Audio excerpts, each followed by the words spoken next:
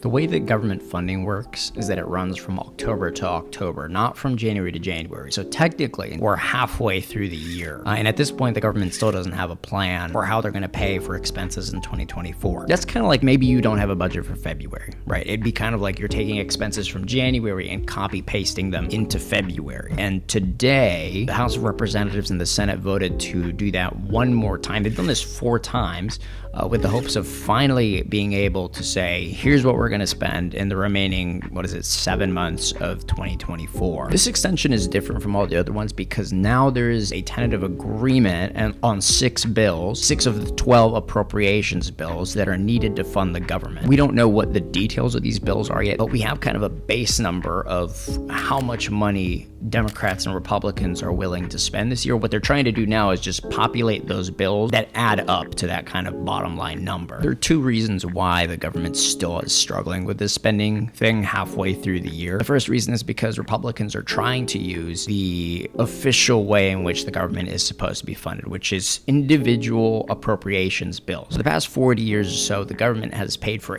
all of its expenses into one massive bill and saying, hey, let's just pass this. Again, comparing that back to personal finance, that'd be taking like everything that you spent in 1 month and just swiping it all at once. The issue that Republicans take with that is that it's kind of hard to tell which individual items are there and which ones are not, right? Republicans argue, no, we need to go back to these 12 separate bills. We're able to see, kind of itemize a little bit better what goes into those bills. The second reason that this is taking so long is because even within the Republican Party, there are disagreements about how much they should try to either cut spending or press for certain items that they want included in those bills. Some Republicans, they're kind of pressing for policy add-ons, things like defunding Planned Parenthood, additional funding for the border, and other things that Democrats generally oppose. So there's this tension, right, between Republicans who say, let's just fund the government, let's just make this easy, and other Republicans who say, this is an opportunity to get conservative wins, we need to use that opportunity. And that's kind of where the funding fight is right now. Like I said, the details of the bill haven't been made public yet, so it's really unclear as to whether or not those 6 bills actually have a chance to become law before the government shuts down on March 8th. If you want to read a little bit more about this funding fight and how we got here, you can go online and read my most recent article with World News Group.